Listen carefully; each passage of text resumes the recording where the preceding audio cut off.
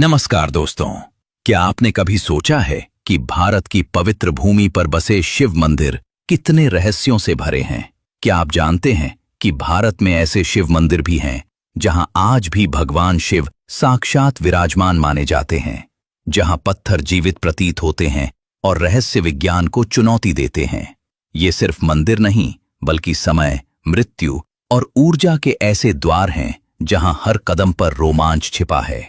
कहीं शिवलिंग पर जल स्वयं गिरता है, तो कहीं प्रसाद अपने आप अदृश्य हो जाता है। अगर आपको पसंद है रहस्य, इतिहास और शिव की अलौकिक लीलाएं, तो ये यात्रा आपके लिए है।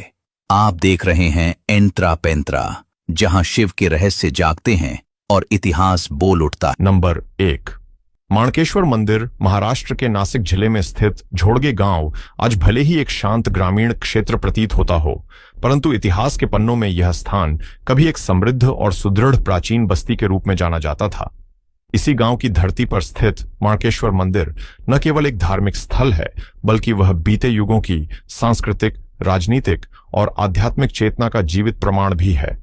मंदिर के चारों ओर फैला सन्नाटा और टूटे हुए पत्थर आज भी उस वैभवशाली अतीत की मूक कथा कहते प्रतीत होते हैं। माणकेश्वर मंदिर का निर्माण लगभग 12वीं शताब्दी में हुआ माना जाता है। उस कालखंड में दक्षिण पश्चिम भारत में सेवना यादव वंश का प्रभुत्व था, जिनकी राजधानी देवगिरी थी। यादव शासक न केवल शक्तिशाली शासक थे, बल्कि वे कला, स्थापत्य और धर्म के महान संरक्षक भी माने जाते हैं। उनके शासनकाल में शिव भक्ति का विशेष उत्थान हुआ और इसी काल में अनेक भव्य शिव मंदिरों का निर्माण हुआ, जिनमें माणकेश्वर मंदिर का स्थान अत्यंत महत्वपूर्ण माना जाता है। ऐतिहासिक साक्ष्यों और स्थानीय परंपराओं के अनुसार माणकेश्वर मंदिर कभी झोड़गे गांव के मध्य भाग में स्थित था। उस समय पूरा गांव एक प्रकार से किलेबंद था और उसकी परिधि पत्थर की दीवारों से सुरक्षित रहती थी। गांव में प्रवेश का मुख्य मार्ग उत्तर दिशा से हुआ करता था, जहां आज भी हनुमान जी का एक प्राचीन मंदिर विद्यमान है। यह हनुमान मंदिर संभवतः गांव की रक्षा और मंगल कामना के उद्देश्य से स्थापित किया गया था। समय के साथ इस पवित्र स्थल ने अनेक आक्रमणों और विध्वंसों का सामना किया। लोक कथाओं और ऐतिहासिक विवरणों के अनुसार 17वीं शताब्दी में बीजापुर के सुल्तान के सेनापति अफजल खान ने कोंकण की ओर जाते समय इस क्षेत्र पर आक्रमण किया था। उसी दौरान माणकेश्वर मंदिर को लूटा गया और इसे अपवित्र किया गया। इसके बाद मुगल सम्राट औरंगजेब के शासनकाल में भी यहां व्यापक तोड़फोड़ हुई, जिससे मंदिर की कई मूर्तियां खंडित हो गईं। आज भी झोड़गे गांव और उसके आसपास खेतों की खुदाई या निर्माण कार्य के दौरान प्राचीन मूर्तिखंड, शिलाखंड और नक्काशीदार पत्थर मिल जाते हैं। ये अवशेष इस बात के प्रमाण हैं कि कभी यहां एक समृद्ध धार्मिक और सांस्कृतिक केंद्र था, जिसे योजनाबद्ध ढंग से नष्ट किया गया। इसके बावजूद स्थानीय ग्रामीणों की आस्था कभी डगमगाई नहीं।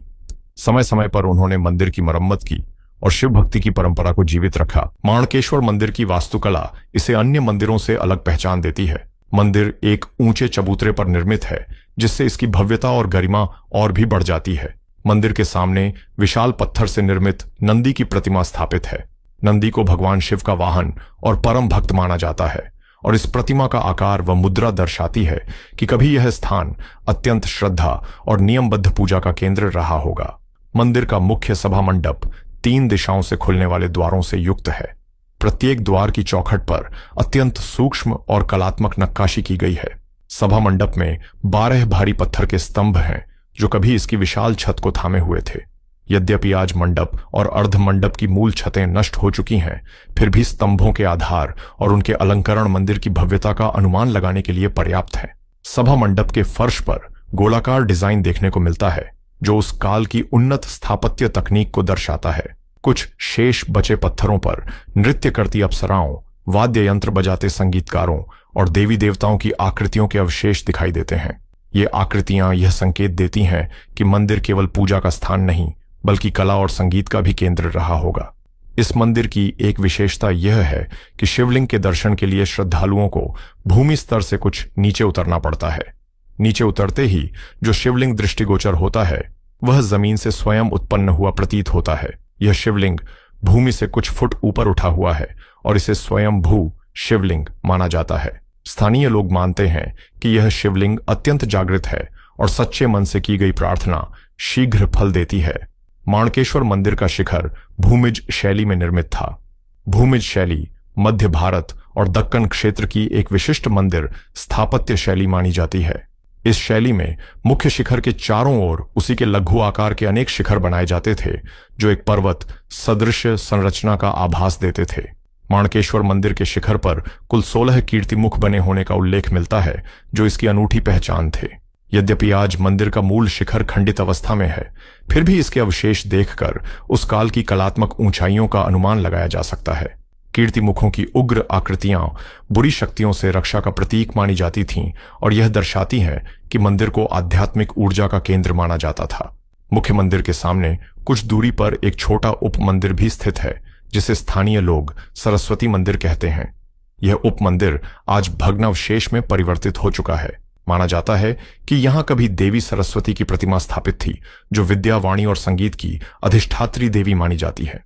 संभवतः किसी आक्रमण या चोरी के दौरान यह प्रतिमा नष्ट या लुप्त हो गई। मंदिर परिसर के समीप एक प्राचीन कुआं और पत्थरों से घिरा तालाब भी स्थित है। स्थानीय मान्यताओं के अनुसार इस तालाब का निर्माण किसी समृद्ध व्यापारी ने गांव के कल्याण के लिए कराया था। यह तालाब कभी गांव की जलापूर्ति का मुख्य स्रोत था और आज भी वर्षा ऋतु में भरकर आसपास की भूमि को जीवन प्रदान करता है। माणकेश्वर मंदिर केवल पत्थरों की संरचना नहीं बल्कि वह एक युग की स्मृति है। नंबर 2, भुलेश्वर मंदिर। महाराष्ट्र के पुणे जिले के समीप स्थित भुलेश्वर महादेव मंदिर। यह प्राचीन शिवालय पुणे शहर से लगभग 45 किलोमीटर दूर येवत क्षेत्र के पास एक ऊंची पहाड़ी की चोटी पर स्थित है। चारों ओर फैला खुला मैदान, दूर दूर तक दिखाई देने वाली धरती और ऊपर आकाश से सटता यह मंदिर मन में एक अद्भुत अनुभूति जगाता है। बाहर से देखने पर यह स्थान किसी दुर्ग या प्राचीन मस्जिद जैसा प्रतीत होता है, किंतु भीतर प्रवेश करते ही इसका शिवमय स्वरूप प्रकट हो जाता है। भुलेश्वर मंदिर भगवान शिव को समर्पित एक अत्यंत प्राचीन और विचित्र मंदिर है जिसकी पहचान केवल आस्था से नहीं बल्कि रहस्य, इतिहास और वास्तुकला से भी जुड़ी हुई है। यहां आने वाला हर श्रद्धालु पहले इसके बाहरी स्वरूप से भ्रमित होता है, पर जैसे ही वह भीतर प्रवेश करता है उसे अनुभव होता है कि यह स्थान सामान्य नहीं बल्कि किसी गूढ़ रहस्य से भरा हुआ है। यही द्वैत, बाहरी छल और भीतरी सत्य भुलेश्वर मंदिर की सबसे बड़ी विशेषता मानी जाती है। भुलेश्वर मंदिर का इतिहास स्पष्ट रूप से किसी एक काल में सीमित नहीं है। स्थानीय जनश्रुतियों के अनुसार इस मंदिर का मूल निर्माण महाभारत काल में पांडवों द्वारा किया गया था। कहा जाता है कि अज्ञातवास के दौरान पांडव इस क्षेत्र में आए थे और उन्होंने शिव की आराधना के लिए इस स्थान पर मंदिर की स्थापना की। इसी कारण कई ग्रामीण आज भी इसे पांडवकालीन मंदिर मानते हैं और इसकी अत्यंत प्राचीनता में अटूट विश्वास रखते हैं। इतिहासकारों का एक दूसरा मत यह है कि मंदिर का वर्तमान स्वरूप मुख्यतः 13वीं शताब्दी में देवगिरी के यादव वंश के काल में विकसित हुआ। यादव शासक शिव भक्त थे और उन्होंने दक्कन क्षेत्र में अनेक शिवालयों का निर्माण कराया। भुलेश्वर मंदिर की शिल्पकला, स्तंभों की बनावट और मूर्तिकला में यादवकालीन स्थापत्य शैली की स्पष्ट झलक मिलती है। इससे यह अनुमान लगाया जाता है कि पांडवकालीन मूल संरचना पर यादवों ने भव्य जीर्णोद्धार कराया होगा। समय के साथ यह मंदिर मराठा काल में भी महत्वपूर्ण बना रहा। पेशवाओं के शासनकाल में और विशेष रूप से कोल्हापुर के शाहू महाराज के आध्यात्मिक गुरु ब्रह्मेंद्र स्वामी के मार्गदर्शन में इस मंदिर की मरम्मत और संरक्षण पर ध्यान दिया गया। इस प्रकार भुलेश्वर मंदिर एक ऐसा स्थल बन गया जिसमें महाभारत काल, यादव काल और मराठा काल तीनों युगों की छाप एक साथ दिखाई देती है। मुगल काल भुलेश्वर मंदिर के लिए अत्यंत कठिन समय लेकर आया। पहाड़ी की चोटी पर खुले स्थान में स्थित होने के कारण यह मंदिर दूर से ही दिखाई देता था और आक्रमणकारियों के लिए एक आसान लक्ष्य बन जाता था। 17वीं शताब्दी में मुगल सेनाओं ने इस मंदिर पर आक्रमण किया और इसे नष्ट करने का प्रयास किया। मंदिर की अनेक सुंदर मूर्तियां तोड़ दी गईं और कई शिलालेख खंडित कर दिए गए। आज भी मंदिर के भीतर और बाहर कई ऐसी मूर्तियां दिखाई देती हैं जिनके चेहरे, हाथ या अन्य अंग टूटे हुए हैं। ये खंडित प्रतिमाएं मूक साक्षी हैं उस दौर की जब आस्था को मिटाने के प्रयास किए गए थे। किंतु इन विध्वंसों के बावजूद मंदिर पूरी तरह नष्ट नहीं हुआ और यही इसकी सबसे बड़ी विशेषता है। यह स्थान टूटकर भी जीवित रहा। मुगल आक्रमणों से मंदिर को बचाने के लिए मराठा काल में एक अनोखी युक्ति अपनाई गई। ब्रह्मेंद्र स्वामी धवड़शिखर ने सुझाव दिया कि मंदिर को बाहर से मस्जिद जैसा स्वरूप दे दिया जाए ताकि आक्रमणकारी इसे इस्लामी इमारत समझकर अनदेखा कर दें। इसी योजना के अंतर्गत मंदिर के मुख्य शिखर के चारों ओर पत्थर की स्तंभनुमा मीनारें खड़ी की गईं और ऊपर गुंबद जैसी आकृति बनाई गई। आज भी यदि कोई व्यक्ति दूर से भुलेश्वर मंदिर को देखे तो उसे यह किसी प्राचीन मस्जिद जैसा प्रतीत होता है। चारों ओर खड़ी मीनारें और बीच का गुंबदाकार ढांचा इस भ्रम को और गहरा कर देता है। किंतु जैसे ही कोई भीतर प्रवेश करता है, शिवलिंग, नंदी और शैव प्रतीकों से सुसज्जित यह स्थान अपनी वास्तविक पहचान प्रकट कर देता है। यह छलावरण भारतीय आस्था की उस बुद्धिमत्ता को दर्शाता है जिसने अस्तित्व बचाने के लिए रूप बदल लिया। भुलेश्वर मंदिर की संरचना अन्य शिवालयों से काफी भिन्न है। यह मंदिर किसी साधारण एक तलीय इमारत की तरह नहीं, बल्कि 3 मंजिलों वाली एक रहस्यमय संरचना जैसा प्रतीत होता है। वर्तमान में जिस तल पर पूजा अर्चना होती है वह सबसे ऊपरी तल है। इसके नीचे 2 तहखाने नुमा तल हैं, जिनके प्रवेश मार्ग आज बंद कर दिए गए हैं। स्थानीय मान्यताओं के अनुसार ये निचले तल कभी साधना, तांत्रिक अनुष्ठान और गुप्त पूजा के लिए उपयोग में लाए जाते थे। कुछ लोग मानते हैं कि इन तल्लों में आज भी गुप्त सुरंगें और कक्ष हैं जो पहाड़ी के भीतर दूर तक जाते हैं। यद्यपि इन दावों का कोई आधिकारिक प्रमाण नहीं है, फिर भी बंद दरवाजे और रहस्यमय संरचना भक्तों की जिज्ञासा को लगातार बढ़ाती रहती है। भुलेश्वर मंदिर का सबसे प्रसिद्ध और चमत्कारी रहस्य है यहाँ का गायब हो जाने वाला प्रसाद। मंदिर के गर्भगृह में प्रतिष्ठित शिवलिंग के भीतर एक उल्टा खोखला सा भाग बना हुआ है। इस भाग में 3 छोटी शिवलिंग जैसी आकृतियां उभरी हुई हैं, जिन्हें ब्रह्मा, विष्णु और महेश त्रिदेवों के मिलन का प्रतीक माना जाता है। प्रतिदिन ब्रह्म मुहूर्त में मंदिर के पुजारी विशेष पूजा के बाद कुछ पेड़े और केले प्रसाद स्वरूप इस खोखले भाग में रखते हैं। इसके बाद उस स्थान को कपड़े से ढककर मंदिर के द्वार बंद कर दिए जाते हैं। कुछ घंटों बाद जब पुनः उस स्थान को खोला जाता है तो आश्चर्यजनक रूप से प्रसाद या तो पूरी तरह गायब होता है या उसके केवल थोड़े से अंश शेष रहते हैं। यह चमत्कार पिछले लगभग 200 वर्षों से निरंतर घटित हो रहा है। न तो मंदिर के निचले तल खुले हैं और न ही ऊपर से किसी के प्रवेश की संभावना होती है। इसी कारण श्रद्धालु मानते हैं कि स्वयं भगवान भुलेश्वर यह प्रसाद ग्रहण करते हैं। जो लोग संदेह करते हैं वे भी जब अपनी आंखों से यह घटना देखते हैं तो मौन रह जाते हैं। भुलेश्वर मंदिर से जुड़ी एक और रोचक लोक कथा नंदी की प्रतिमा से संबंधित है। कथा के अनुसार एक बार देवी पार्वती शिव को मनाने के लिए नृत्य करती हुई उनके पास आईं। उस समय शिव के द्वारपाल नंदी पहरा दे रहे थे। पार्वती का नृत्य देखने की उत्सुकता में नंदी ने अपना सिर थोड़ा दाईं ओर मोड़ लिया ताकि एक आंख से शिव को और दूसरी आंख से पार्वती को देख सकें। आश्चर्य की बात यह है कि भुलेश्वर मंदिर में स्थापित विशाल नंदी की प्रतिमा का सिर सचमुच दाईं ओर मुड़ा हुआ है। यह मुद्रा पश्चिमी महाराष्ट्र और दक्षिण भारत के कुछ अन्य मंदिरों में भी मिलती है, किंतु भुलेश्वर में इसे विशेष रूप से इस लोक कथा से जोड़ा जाता है। भक्त इसे शिव पार्वती की दिव्य लीला का सजीव प्रमाण मानते हैं। मंदिर के भीतर प्रवेश करते ही शिल्पकला की एक अद्भुत दुनिया सामने आती है। यहाँ प्रकाश और छाया का ऐसा खेल दिखाई देता है जो दिन के समय के अनुसार बदलता रहता है। कभी मूर्तियां गहरे साए में डूबी हुई लगती हैं तो कभी उन पर पड़ती धूप उन्हें जीवंत बना देती है। यह वास्तुशिल्प की एक विलक्षण योजना मानी जाती है। मंदिर के स्तंभों और दीवारों पर अत्यंत सूक्ष्म नक्काशी की गई है। सभा मंडप की दीवारों पर नृत्य करती अप्सराएं, वाद्य यंत्र बजाते गंधर्व और अन्य दिव्य प्राणी अंकित हैं। इनके भाव भंगिमा इतने सजीव हैं कि देखने वाला क्षण भर को भूल जाता है कि ये पत्थर में घड़ी आकृतियां हैं। कुछ शिलापट्टों पर रामायण और महाभारत के दृश्य भी उकेरे गए हैं। वनवास जाते राम सीता लक्ष्मण, सीता हरण का प्रसंग और भीष्म पितामह का शरशैया पर लेटना, ये सभी दृश्य अत्यंत भावपूर्ण ढंग से दर्शाए गए हैं। इससे यह स्पष्ट होता है कि भुलेश्वर मंदिर केवल पूजा का स्थान नहीं बल्कि धार्मिक कथाओं के प्रसार का माध्यम भी रहा है। भुलेश्वर मंदिर की एक और अनोखी विशेषता यहाँ की स्त्री वेश वाली देव प्रतिमाएं हैं। यहाँ गणेश जी की एक प्रतिमा स्त्री स्वरूप में स्थापित है, जिन्हें गणेश्वरी या विनायकी कहा जाता है। इसी प्रकार कार्तिकेय और संभवतः शिव के उग्र रूप की देवी आकृति भी यहाँ देखने को मिलती है। यह दर्शाता है कि यहाँ शैव परंपरा के साथ साथ तांत्रिक और लोक विश्वासी धाराओं का भी प्रभाव रहा है। मंदिर जिस पहाड़ी पर स्थित है उसे प्राचीन काल में दौलत मंगल किला कहा जाता था। आज यह क्षेत्र प्राकृतिक सौंदर्य और शांति के लिए जाना जाता है। आसपास का खुला मैदान, दूर तक फैली हरियाली और शांत वातावरण भक्तों को ध्यान और आत्मचिंतन के लिए प्रेरित करता है। गर्मियों में यहाँ कई प्रवासी पक्षी भी आते हैं, जिससे यह स्थान प्रकृति प्रेमियों के लिए भी आकर्षण बन जाता है। भुलेश्वर मंदिर की यात्रा अक्सर अन्य प्रसिद्ध तीर्थों के साथ की जाती है। पास ही स्थित रामदरा मंदिर, थेऊर का चिंतामणि गणेश मंदिर और जेजुरी का खंडोबा मंदिर इस यात्रा को और भी पवित्र बना देते हैं। इस प्रकार भुलेश्वर केवल एक मंदिर नहीं, बल्कि एक संपूर्ण आध्यात्मिक परिक्रमा का केंद्र है। सबसे महत्वपूर्ण बात यह है कि भुलेश्वर को एक जागृत देवस्थान माना जाता है। श्रद्धालु कहते हैं कि यहां उन्हें विशेष शांति, स्थिरता और सकारात्मक ऊर्जा का अनुभव होता है। ऐसा प्रतीत होता है मानो शिव और पार्वती की कृपा इस स्थान पर निरंतर बरसती रहती हो। भुलेश्वर महादेव मंदिर हमें यह सिखाता है कि आस्था केवल विश्वास नहीं, बल्कि संघर्ष और संरक्षण की कहानी भी है।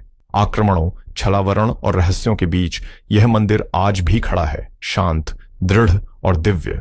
यही इसकी सबसे बड़ी महिमा है और यही कारण है कि भुलेश्वर आज भी श्रद्धा, रहस्य और इतिहास का अनोखा संगम बना हुआ है। नंबर 3, नल्ली तीर्था गुहा मंदिर। कर्नाटक की पावन धरती पर दक्षिण कन्नड़ जिले के हरे भरे वनों और पहाड़ियों के मध्य स्थित नल्ली तीर्था गुहा मंदिर केवल एक तीर्थ स्थल नहीं, बल्कि आस्था, तप, प्रकृति और रहस्य का अद्भुत संगम है। इस मंदिर के दर्शन मात्र से ही मन में एक अनोखा कंपन उत्पन्न होता है, मानो आत्मा किसी प्राचीन स्मृति से जुड़ गई हो। दूर दूर तक फैले घने वृक्ष, लताओं से ढकी पहाड़ियां और पक्षियों की मधुर ध्वनियां वातावरण को अत्यंत पवित्र बना देती हैं। जैसे ही श्रद्धालु मंदिर परिसर में प्रवेश करता है, उसे ऐसा अनुभव होता है मानो वह आधुनिक संसार से निकलकर किसी प्राचीन युग में आ गया हो। नल्ली तीर्था गुहा मंदिर का प्रवेश द्वार स्वयं में एक अनूठा दृश्य प्रस्तुत करता है। यह कोई भव्य शिखर या विशाल गोपुरम नहीं, बल्कि पृथ्वी की गोद में बना एक प्राकृतिक द्वार है। चौड़ी गुफा का यह मुहाना देखकर ऐसा प्रतीत होता है मानो धरती माता स्वयं श्रद्धालुओं को अपने भीतर आने का निमंत्रण दे रही हो। यहाँ भगवान शिव स्वयंभू रूप में विराजमान हैं और उन्हें श्री सोमनाथेश्वर के नाम से पूजा जाता है। ऐतिहासिक अभिलेखों और स्थानीय परंपराओं के अनुसार यह मंदिर कम से कम सन 1487 से अस्तित्व में है, जिससे इसकी प्राचीनता और धार्मिक महत्व का अनुमान लगाया जा सकता है।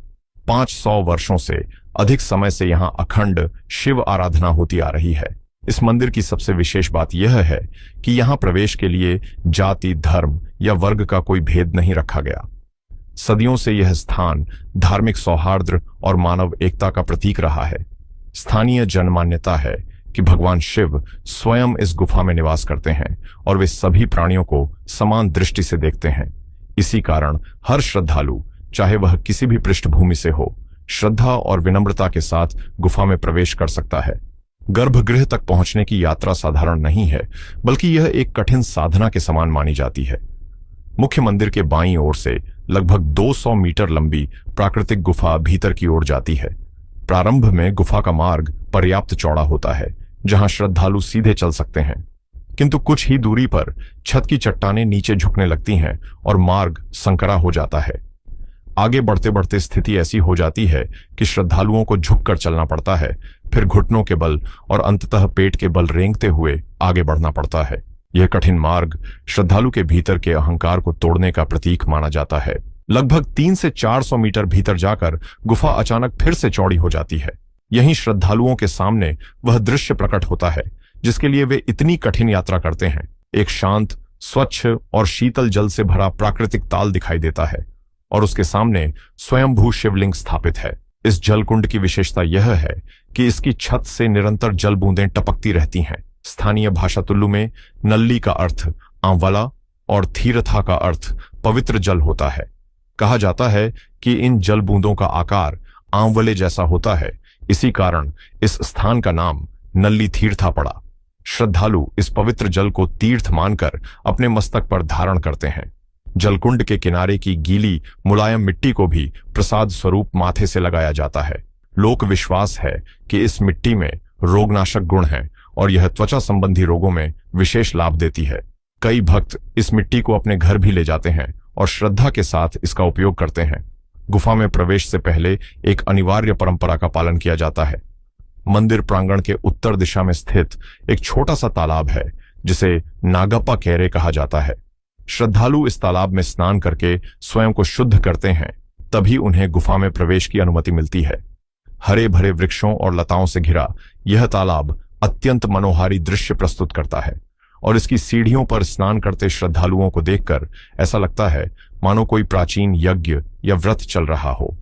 नल्ली तीर्था गुहा मंदिर से जुड़ी सबसे प्रसिद्ध पौराणिक कथा महर्षि जाबाली की है। कहा जाता है कि द्वापर युग के अंत और कलयुग के प्रारंभ में जब पृथ्वी पर अधर्म बढ़ने लगा था, तब महर्षि जाबाली ने विश्व कल्याण के लिए इसी गुफा में कठोर तपस्या की थी।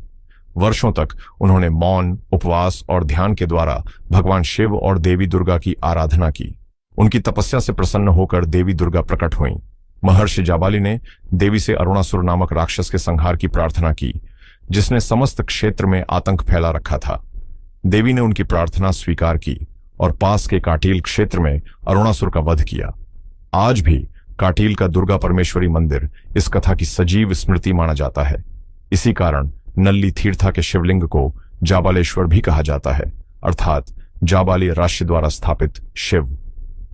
गुफा के भीतर एक स्थान को आज भी उनकी तपस्थली माना जाता है, जहां श्रद्धालु ध्यान लगाकर मौन प्रार्थना करते हैं। इतिहासकारों के अनुसार इस क्षेत्र में कभी जैन धर्म का भी प्रभाव रहा है।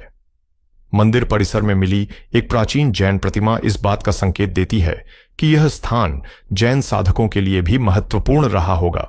इससे यह सिद्ध होता है कि नल्ली तीर्था केवल एक संप्रदाय का नहीं, बल्कि विभिन्न आध्यात्मिक परंपराओं का साझा साधना स्थल रहा है। कहा जाता है कि तुलुनाडु क्षेत्र पर शासन करने वाले छोटा राजवंश के संरक्षण में इस मंदिर का विकास हुआ। छोटा वंश के शासक शिव भक्त थे और उन्होंने इस गुफा मंदिर की देखरेख और व्यवस्था के लिए विशेष प्रबंध किए। आज भी उनके वंशज मंदिर के संरक्षण में रुचि लेते हैं और स्थानीय परंपराओं को जीवित रखते हैं। नल्ली तीर्था गुहा मंदिर की एक और अनोखी विशेषता यह है कि यह वर्ष भर खुला नहीं रहता। आमतौर पर यह गुफा केवल 6 महीनों अक्टूबर से अप्रैल तक दर्शन के लिए खुली रहती है। शेष 6 महीनों में गुफा का द्वार बंद कर दिया जाता है। स्थानीय मान्यता है कि इस अवधि में गुफा देवताओं और ऋषियों के लिए सुरक्षित रहती है और मनुष्यों का प्रवेश वर्जित होता है। व्यावहारिक दृष्टि से देखा जाए तो यह अवधि गुफा के प्राकृतिक संतुलन को बनाए रखने में सहायक होती है। नल्ली तीर्था गुहा मंदिर वास्तव में यह सिखाता है कि सच्ची भक्ति बाहरी वैभव में नहीं, बल्कि धैर्य, तप, विनम्रता और प्रकृति के साथ सामंजस्य में निहित है। यहाँ की कठिन यात्रा, मौन वातावरण और स्वयंभू शिवलिंग का दर्शन श्रद्धालु को आत्मचिंतन की ओर प्रेरित करता है। यही कारण है कि जो भी एक बार इस गुफा में प्रवेश करता है, वह केवल दर्शन ही नहीं करता, बल्कि अपने भीतर भी एक नई चेतना लेकर लौटता है। नंबर 4, नीलकंठ महादेव मंदिर। बुंदेलखंड की पथरीली धरती पर स्थित कालिंजर का दुर्ग केवल एक सैन्य किला नहीं, बल्कि भारत की आध्यात्मिक, सांस्कृतिक और पौराणिक चेतना का जीवित प्रतीक है। इसी दुर्ग के हृदय में स्थित है नीलकंठ महादेव मंदिर, जो भगवान शिव के उस दिव्य स्वरूप को समर्पित है जिसने सृष्टि की रक्षा के लिए विष का पान किया था। यह मंदिर इतिहास और आस्था का ऐसा संगम है जहां पत्थर भी कथा कहते प्रतीत होते हैं। कालिंजर की ऊंचाइयों में बसे इस शिवालय में प्रवेश करते ही मन स्वतः नतमस्तक हो जाता है। नीलकंठ शब्द का अर्थ है नीले कंठ वाला, और यह नाम स्वयं भगवान शिव के महान त्याग की कथा से जुड़ा है। समुद्र मंथन के समय जब हलाहल विष उत्पन्न हुआ, तब संपूर्ण सृष्टि संकट में पड़ गई थी। उस घोर विष को पीने का साहस केवल भगवान शिव ने किया। माता पार्वती ने विष को उनके कंठ में ही रोक लिया, जिससे शिवजी का गला नीला पड़ गया। यही कारण है कि वे नीलकंठ कहलाए। मान्यता है कि विषपान के बाद शिवजी को तीव्र दाह हुआ और उसी जलन को शांत करने के लिए वे कालिंजर की इस गुफा में आए। पौराणिक विश्वास के अनुसार शिवजी ने इसी स्थान पर तप और विश्राम किया था, जहां उनके कंठ की ज्वाला शांत हुई। तभी से यह स्थान औषधीय और दिव्य शक्ति से परिपूर्ण माना जाता है। यहाँ की भूमि, जल और वायु तक को शिव कृपा से युक्त माना जाता है। साधक और भक्त आज भी विश्वास करते हैं कि इस मंदिर में ध्यान करने से अंतर्मन की विषाक्तता शांत होती है, जैसे शिव के कंठ की जलन शांत हुई थी। कालिंजर दुर्ग का निर्माण और विकास चंदेल राजाओं के काल में हुआ, जो शिव के परम भक्त थे। 9वीं से 13वीं शताब्दी के बीच चंदेल शासकों ने इस दुर्ग को अभेद्य किले के रूप में विकसित किया।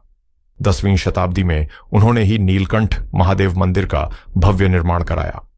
चंदेल स्थापत्य शैली में बने इस मंदिर में शक्ति, साधना और सौंदर्य का अद्भुत संतुलन दिखाई देता है। कालिंजर शब्द का अर्थ ही है काल का नाश करने वाला। इतिहास इस अर्थ को सत्य सिद्ध करता है, क्योंकि इस किले ने समय समय पर अनेक आक्रमण झेले पर कभी पूरी तरह पराजित नहीं हुआ। महमूद गजनवी जैसे शक्तिशाली आक्रमणकारी भी कालिंजर को जीतने में असफल रहे। ऐसे अजेय दुर्ग के भीतर स्थित नीलकंठ मंदिर को उसकी आत्मा कहा जाए तो अतिशयोक्ति नहीं होगी। नीलकंठ मंदिर तक पहुंचने का मार्ग भी साधना जैसा है। श्रद्धालुओं को लगभग 165 सीढ़ियां नीचे उतरनी पड़ती हैं। ये सीढ़ियां केवल पत्थर की नहीं बल्कि आत्मशुद्धि की यात्रा का प्रतीक मानी जाती है। उतरते समय चारों ओर चट्टानों पर उकेरी गई देवी देवताओं की मूर्तियां दिखाई देती हैं, जो इस मार्ग को और भी पावन बना देती हैं। हर कदम पर इतिहास और श्रद्धा साथ साथ चलते प्रतीत होते हैं। सीढ़ियों से उतरते हुए सामने यज्ञ मंडप का दृश्य दिखाई देता है, जो कभी एक भव्य संरचना रहा होगा। इस मंडप में 16 विशाल पत्थर के स्तंभ हैं, जिन पर सूक्ष्म नक्काशी के अवशेष आज भी देखे जा सकते हैं। माना जाता है कि यह मंडप पहले छत से ढका हुआ था और यहां नियमित यज्ञ तथा वैदिक अनुष्ठान होते थे। आज यह मंडप खुले आकाश के नीचे खड़ा होकर समय की कथा कहता है। यज्ञ मंडप के पीछे चट्टानों को काटकर बनाया गया गर्भगृह स्थित है। यह गर्भगृह अपेक्षाकृत छोटा है, किंतु इसकी दिव्यता अत्यंत विशाल है। इसी गर्भगृह में ऊंचा शिवलिंग स्थापित है, जिसे नीलकंठ महादेव के रूप में पूजा जाता है। यह शिवलिंग अपनी एक विशेषता के कारण पूरे भारत में अद्वितीय माना जाता है। इस शिवलिंग का गले वाला भाग सदैव नम रहता है, चाहे बाहर भीषण गर्मी हो या वर्षों तक सूखा पड़ा हो। स्थानीय पुजारी और श्रद्धालु मानते हैं कि यह नमी उसी विषकथा का प्रतीक है, जब शिवजी के कंठ की ज्वाला को शांत करने के लिए स्वयं धरती से जल प्रकट हुआ था।